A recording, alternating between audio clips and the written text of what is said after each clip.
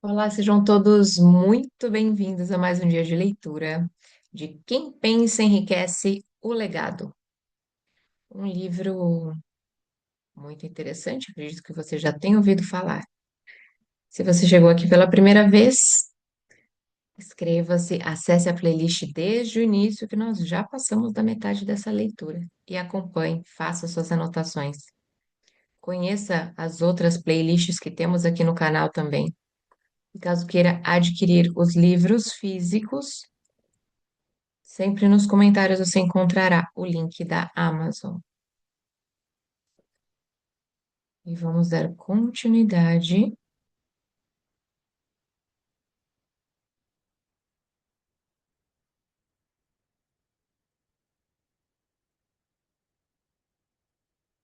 Você sabe qual é o seu valor? A mais antiga das exortações é: conhece-te a ti mesmo. Se você comercializa mercadorias com sucesso, tem que conhecer a mercadoria. O mesmo é válido para o marketing de serviços pessoais. Você deve conhecer todas as suas fraquezas para superá-las ou eliminá-las por completo. Deve conhecer seus pontos fortes a fim de chamar a atenção para eles ao vender seus serviços. Você só consegue se conhecer por meio de uma análise precisa. Existe uma história sobre um jovem candidato a emprego que estava causando uma boa impressão até o gestor perguntar quando ele pretendia quanto ele pretendia ganhar. Ele respondeu que não tinha pensado em um valor fixo, falta de um objetivo definido. O gestor então propôs: vamos pagar tudo o que você vale, depois de uma semana de teste. Não posso aceitar, o candidato respondeu. Já ganho mais do que isso onde estou empregado agora. Pode parecer engraçado, mas é sério. Antes mesmo de começar a negociar um salário melhor em seu emprego atual, ou começar a procurar emprego em outro lugar, verifique se você vale mais do que recebe atualmente. Uma coisa é querer dinheiro, todo mundo quer mais. Mas valer mais é algo completamente diferente. Muitas pessoas confundem seu querer com seus justos direitos. Seus desejos financeiros não têm nada a ver com o seu valor. Seu valor é estabelecido inteiramente por sua capacidade de prestar um serviço útil ou de induzir outras pessoas a prestar tal serviço. Faça um inventário de si mesmo. A autoanálise anual é essencial no marketing eficiente de serviços pessoais, assim como você faria um inventário anual se atuasse no comércio. Além disso, sua análise anual deve mostrar uma diminuição dos defeitos e um aumento das virtudes. Você progride, continua no mesmo lugar ou regride na vida. O objetivo deve ser seguir em frente. A autoanálise anual revela se houve progresso e se, em caso afirmativo, quanto. Também revela todos os passos que você pode ter dado para trás. O marketing efetivo de serviços pessoais exige que você progrida, mesmo que lentamente. Essa autoanálise deve ser feita no fim de cada ano para que você possa incluir nas suas resoluções um novo ano.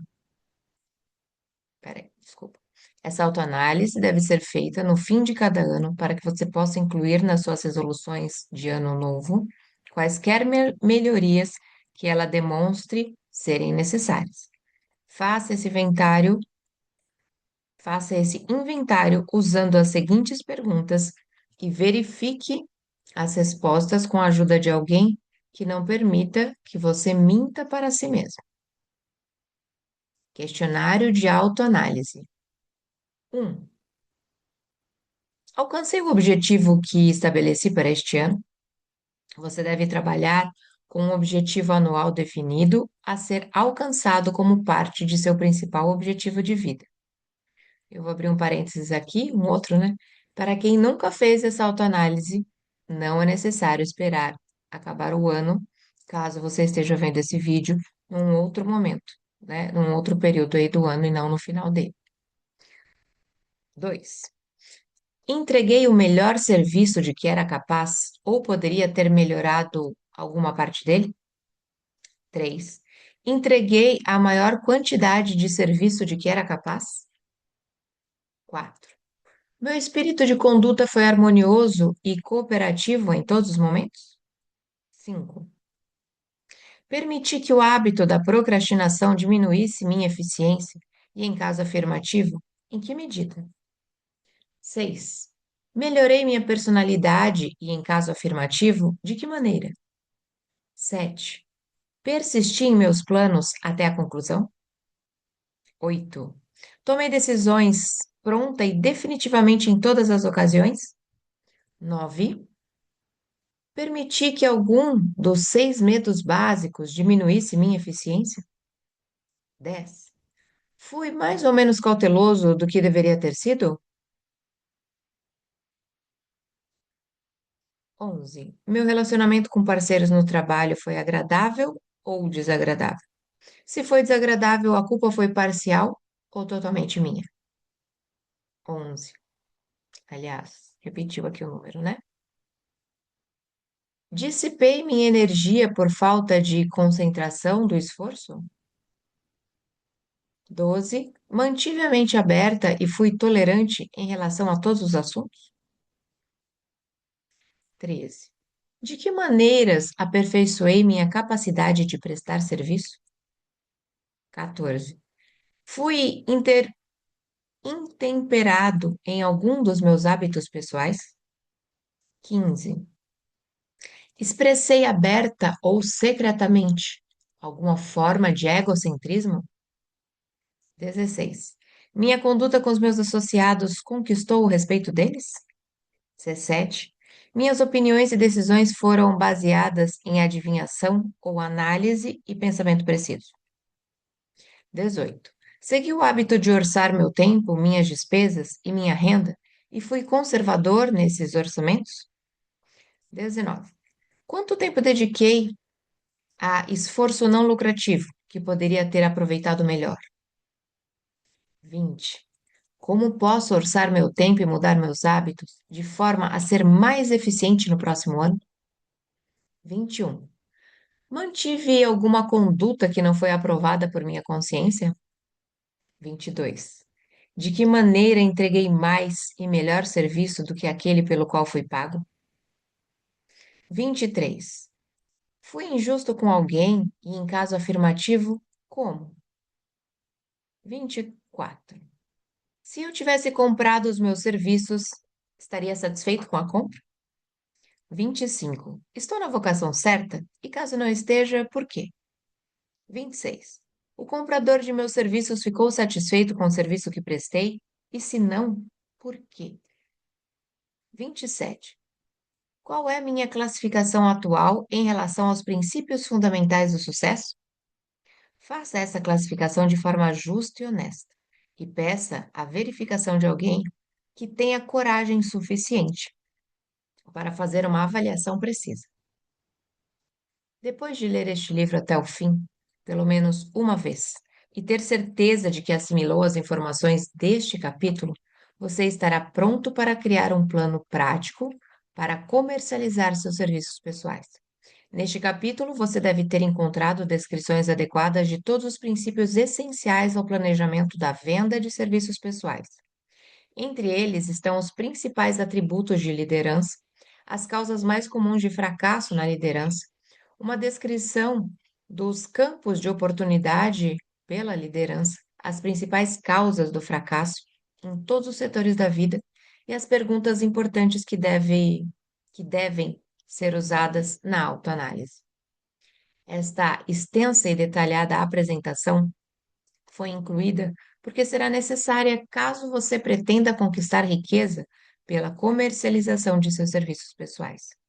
Aqueles que perderam suas fortunas e aqueles que estão apenas começando a ganhar dinheiro não têm mais que serviços pessoais para oferecer em troca de riqueza. Portanto, é essencial que você tenha informações reais e práticas que serão necessárias para a comercialização de seus serviços da forma mais vantajosa. Assimilação e compreensão completa das informações o ajudarão a comercializar seus serviços e também o tornarão mais analítico e apto a julgar as pessoas. A informação será inestimável se você trabalha em um cargo executivo no qual seleciona funcionários. Onde e como encontrar a oportunidade para o acúmulo de riqueza? Agora que analisamos os princípios pelos quais se pode acumular riqueza, você naturalmente pergunta: onde posso encontrar as possibilidades para aplicar esses princípios? Muito bem. Vamos fazer um inventário e ver o que os Estados Unidos da América oferecem à pessoa que busca a riqueza. Para começar, lembre-se de que vivemos em um país onde todo cidadão respeitador da lei goza de liberdade de pensamento e liberdade de ação sem igual em qualquer outro lugar do mundo. A maioria nunca parou para analisar as vantagens dessa liberdade. Nunca comparamos nossa liberdade limitada com a liberdade reduzida em outros países. Aqui temos liberdade de pensamento, liberdade para escolher e desfrutar de educação, liberdade religiosa, liberdade política, liberdade para escolher uma empresa, profissão ou ocupação, liberdade para acumular e possuir toda a propriedade que pudermos reunir, liberdade para escolher o local de residência, liberdade no casamento, liberdade por meio de oportunidades iguais para todas as raças, liberdade de viajar de um estado para o outro, liberdade na escolha de alimentos e liberdade para buscar qualquer posição de vida para a qual tenhamos nos preparado, até mesmo para a presidência dos Estados Unidos. Temos outras formas de liberdade, mas esta lista oferece uma visão geral das liberdades mais importantes que oferecem oportunidade de pensar e enriquecer. Os Estados Unidos são o único país que garante a todos os cidadãos, nativos ou naturalizados, uma lista tão ampla e variada de liberdades. A seguir, vamos rever algumas bênçãos que nossa ampla liberdade colocou em nossas mãos. Tome como exemplo a família norte-americana mediana com renda média e some os benefícios disponíveis para todos os membros da família nessa terra de oportunidades e abundância. E abrindo um parênteses aqui, aqui para a nossa realidade do Brasil, nós também podemos olhar para todas essas liberdades que temos e as que podemos conquistar. Voltando à leitura, alimento. Próximo à liberdade de pensamento e ação estão alimento, vestuário e moradia, as três necessidades básicas da vida, devido à nossa liberdade universal. A família norte-americana média tem disponível em sua porta a mais ampla seleção de alimentos a serem encontrados em qualquer lugar do mundo, dentro de seu alcance financeiro. Moradia. A família média vive em um apartamento ou casa confortável com luz, aquecimento, água e muitas comodidades. A torrada do café da manhã é feita em uma torradeira elétrica que custou apenas alguns dólares. O apartamento é limpo com um aspirador elétrico. Água quente e fria estão disponíveis o tempo todo na cozinha e no banheiro. O alimento é mantido refrigerado em uma geladeira. As roupas são lavadas e secas, os pratos são limpos e inúmeros aparelhos domésticos só precisam ser ligados na tomada para funcionar. A família dispõe de entretenimento e informações do mundo todo, 24 horas por dia, se quiser, bastando ligar o rádio, ou televisão, ou computador, ou celular. Vestuário. Em qualquer lugar dos Estados Unidos, a família com requisitos médios de vestuário pode se vestir confortavelmente, gastando só uma pequena parcela de sua renda.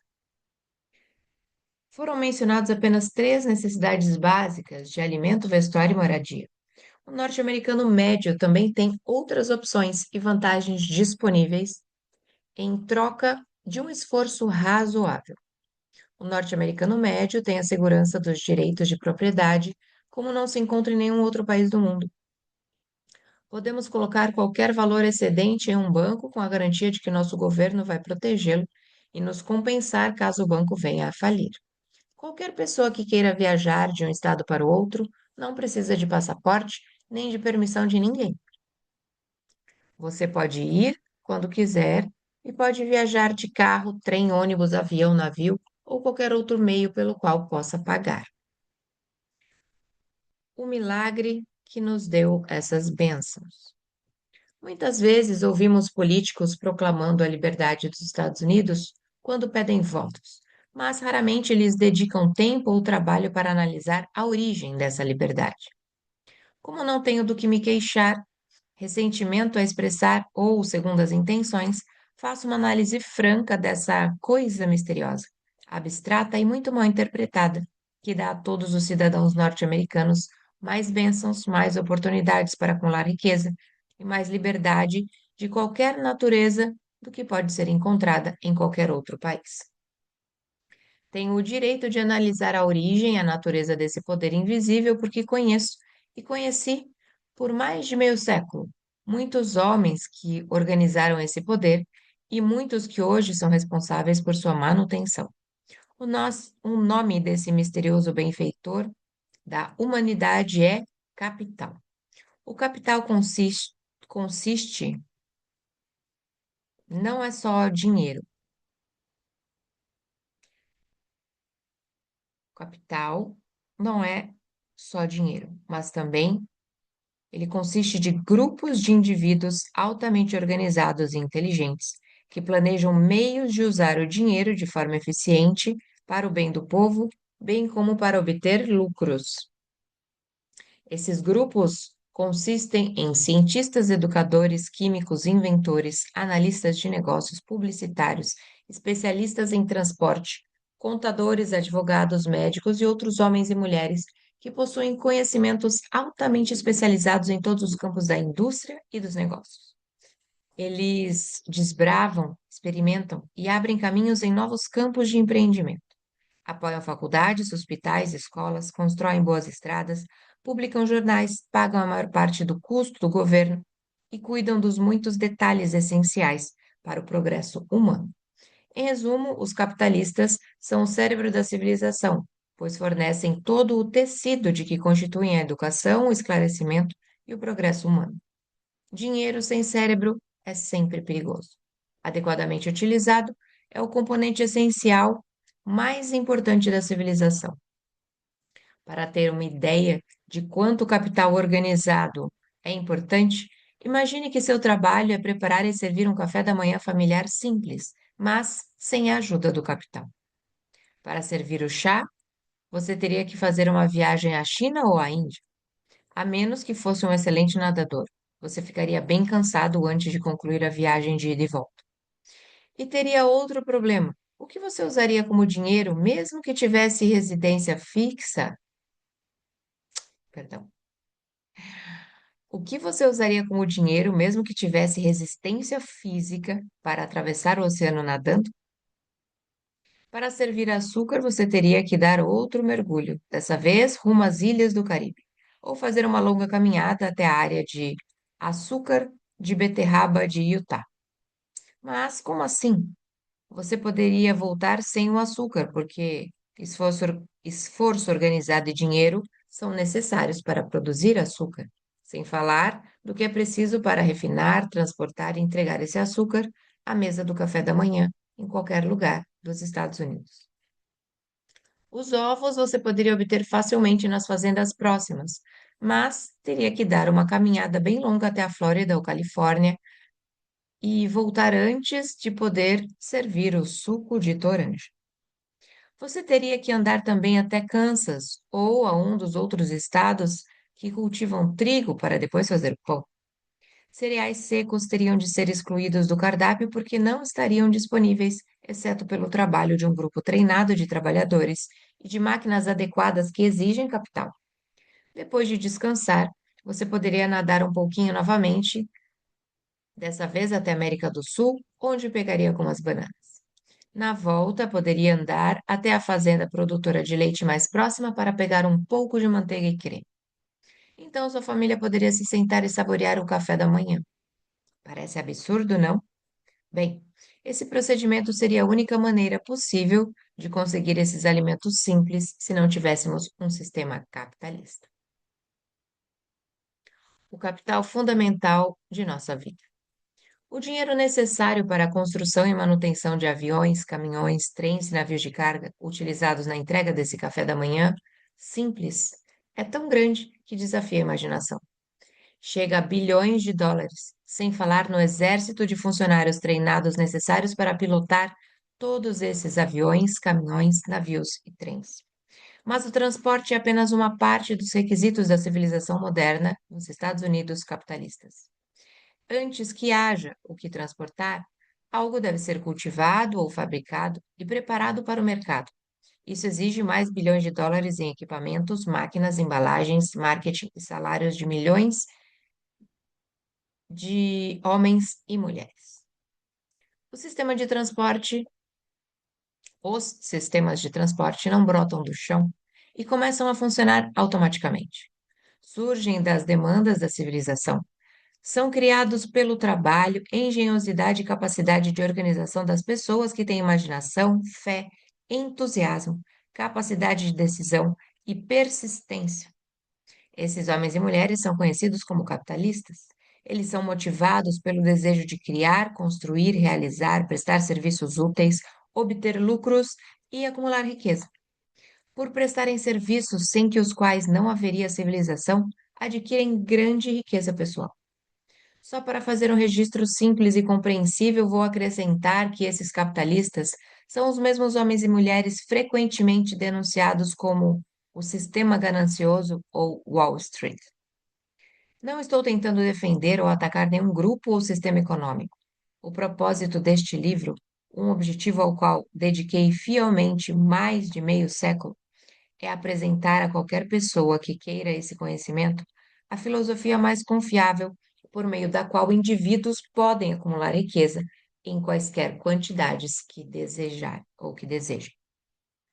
As razões pelas quais analisei as vantagens econômicas do sistema capitalista são: 1. Destacar que todos que buscam riqueza devem conhecer o sistema que controla todo acesso a fortunas, grandes ou pequenas, e se adaptar a ele. 2.